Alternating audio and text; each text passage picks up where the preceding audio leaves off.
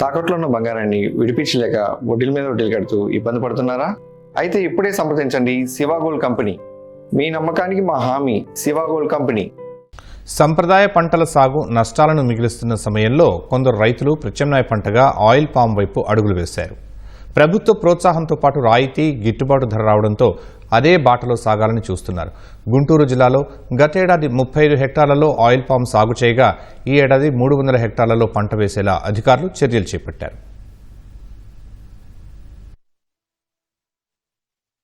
గుంటూరు జిల్లా అనగానే గుర్తుకు వచ్చేది ఘాటైన మిర్చి, పత్తి, పొగాకు లాంటి వాణిజ్య పంటలు. మాగాణిలో వరి పంటను రైతులు ఎక్కువగా సాగు చేస్తూ ఉంటారు. కొంతకాలంగా పెట్టుబడులు పెరిగి దిగుబడి తగ్గి రైతులకు నష్టాలే మిగులుతున్నాయి. ఈ నేపథ్యంలో ప్రత్యామ్నాయ పంటగా ఆయిల్ పామును ఎంచుకుంటున్నారు. దుగ్గిరాల, కొల్లిపర, చేబ్రోలు, తెనాలి మండలాల్లో రైతులు ఆయిల్ పామ్ సాగు చేస్తున్నారు. ఆయిల్ కంపెనీలు, ప్రభుత్వం ఒప్పంద విధానం ద్వారా సాగు జరిగే నేపథ్యంలో హెక్టారుకు 71,000 రూపాయల రాయితీని ప్రభుత్వం అందిస్తోంది.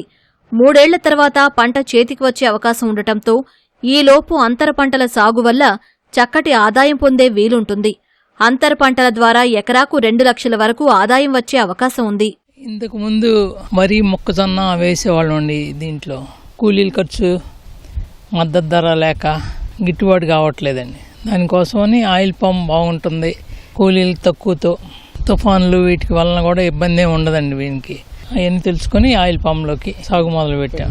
50 మొక్కలు 16.5 ఎకరాలు నాటామండి. మొక్కల వరకు గవర్నమెంట్ ఫ్రీగా ఇచ్చిందండి. హెక్టార్కి 71,000 వస్తుందండి. 4 ఇయర్స్కి కాపుకి వస్తాయండి.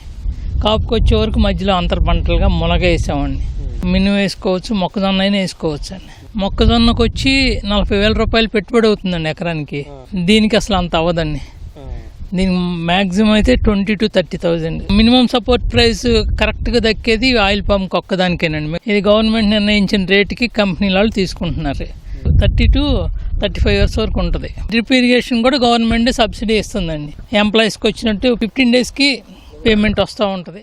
ఎల్నినో ప్రభావం వల్ల వర్షాలు లేక, కాలువల నీరు వచ్చే పరిస్థితి లేక వరి, మొక్కజొన్న, పత్తి పంటలు వేసేందుకు రైతులు భయపడుతున్నారు. ఇలాంటి పరిస్థితుల్లో ఉద్యాన శాఖ అధికారులు సూచనతో కొందరు ఆయిల్ పామ్ సాగుపై మొగ్గు చూపుతున్నారు.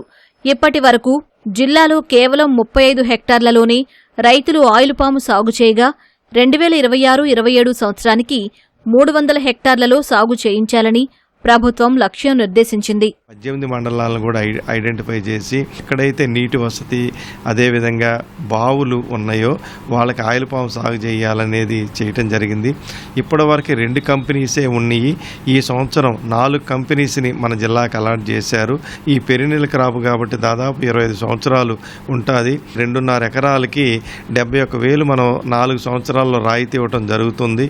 దీనికి పెట్టుబడి కూడా తక్కువ కాబట్టి తప్పకుండా దీన్ని కూడా ప్రోత్సహించాలనేది చెప్తా ఉన్నారు. ఈ ఆయిల్ ఫామ్ వల్ల మంచి ఆదాయం రావడంతో పాటు అంతర పంటలుగా వేసేటువంటి మునగ, అరటి, అదేవిధంగా ఇతర పంటల వల్ల లాభాన్ని సొంతం చేసుకోవడమే కాకుండా అన్నదాతలకు ఎంతో మేలు చేకూరే అవకాశం ఉంది. ఈ నేపథ్యంలో గుంటూరు జిల్లాలో ఆయిల్ ఫామ్ పెంపొందించే దిశగా అటు కూటమి ప్రభుత్వం అడుగులు వేస్తుంది. కెమెరామెన్ కేశవ్తో వీరాంజనేయులు, ఈటీవీ న్యూస్, గుంటూరు జిల్లా.